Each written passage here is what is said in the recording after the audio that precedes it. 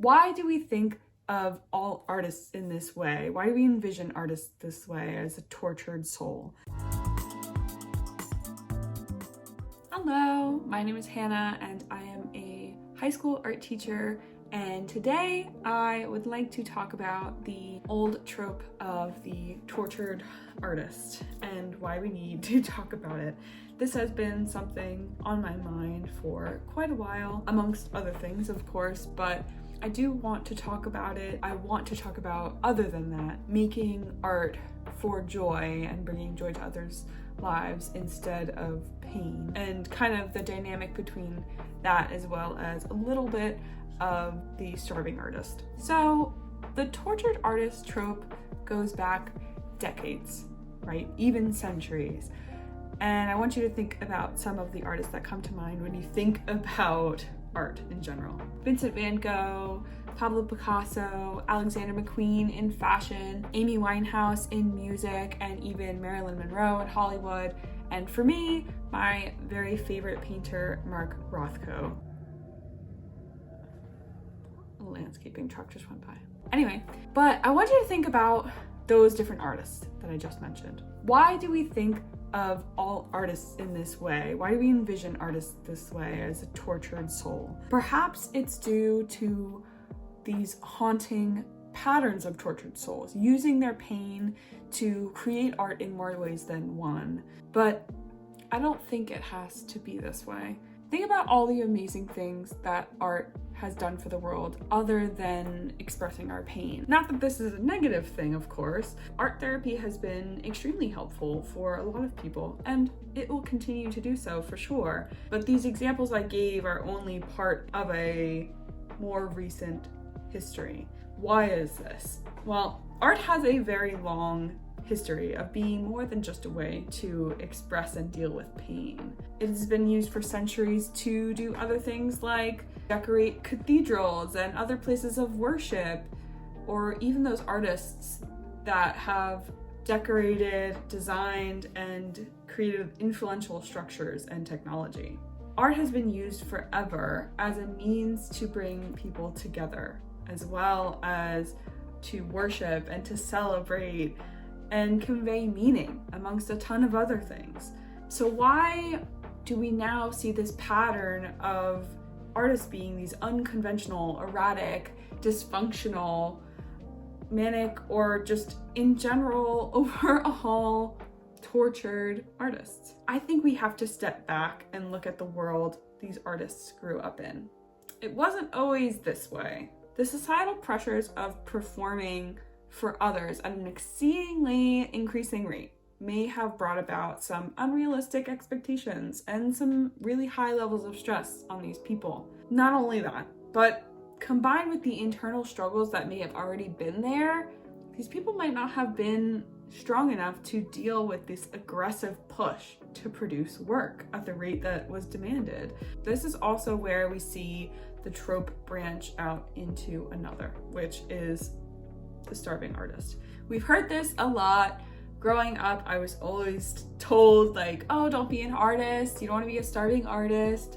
But I do see it a lot today. I'm not going to lie. I see it where artists are struggling to pay their rent and they're underpaying themselves so that people will buy their work at a cheaper price, or they're working multiple jobs just to make ends meet. They want to be able to get by and pursue their passion, but it is hard. I feel lucky enough. I have a steady income from a job, and I feel these artists' pain anyway. I am still someone who, with a full-time job, wants to create and is struggling. I couldn't imagine what it would be like if that was my entire job. But some of them, me included, just want to share their talents and skills with the world, and they want to do that while doing what they love, which I understand. Why should we care, right? Why does it matter if artists are tortured or not? Is there even a way to stop this trope, realistically? Seeing the way that things have been going in recent years, the way pop stars and celebrities are expected to produce work at an alarming rate, I don't see this going in a good direction. lots of musical artists burn out, they're being overworked, and then the industry just discards them, it seems. If you're an artist, you may feel this even harder because maybe you don't even have a degree of fame to soften the blow. But we can descend to this by not over consuming the way that we have been. And if you're an artist, maybe you can explore ways of creating without overworking yourself and channeling your joy into whatever medium you choose. Now, this comes with a lot of nuance, but at the end of the day, my hope is just that bringing this topic up can at least create some helpful discourse on how we view artists, and as artists, how we view ourselves and our practice. I want to close out with a wish that I have for the future of the artistic industries as a whole, and also for myself. I want to see artists supported by more than those that are in our community. I want to see artists supported by people that aren't artists. I want to see art and artistic practices in not even just painting and drawing, but singing and dancing and performing. I want to see those things being supported by people who are not in that community, who can appreciate it for the experience that they are having, just enjoying it or looking at it or being a part of it in some way. The arts are so important. And there is a lot of research to back this up, specifically for education, but it tends to be the first thing to go. People are so comfortable cutting artistic programs from schools because they don't want to see their children or loved ones turn into a starving or a tortured artist. And I get it. I was told the same thing growing up. But there are ways for creatives to use our talents and our skills in a meaningful way, in a variety of futures, in ways maybe you haven't considered if you're not an artist.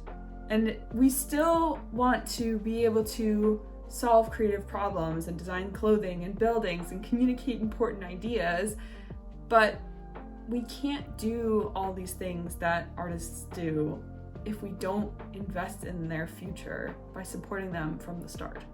As an artist myself, I have been feeling like I'm spreading myself way too thin, and I spend a lot of my time doing a multitude of projects. But with that, I am going to reduce my expectations down to a more realistic level and probably post a lot less on here, but when I'm able to, I want to be able to share quality content and things that I think are important. Doing a video once a week for me might not be that much just on top of a job, but because I have such big goals other than that, I am pursuing those and I want to put my energy there. I appreciate your support and I thank you for taking this time to watch the video, especially till the end. Thank you. And if you liked this video, please go subscribe and make other kinds of content as well. I don't just talk.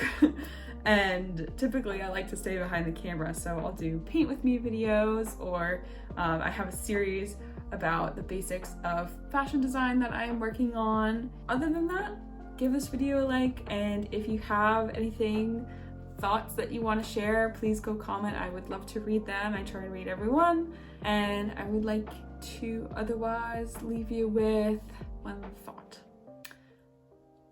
No matter who you are, as an artist or otherwise, you are important, you have a voice, and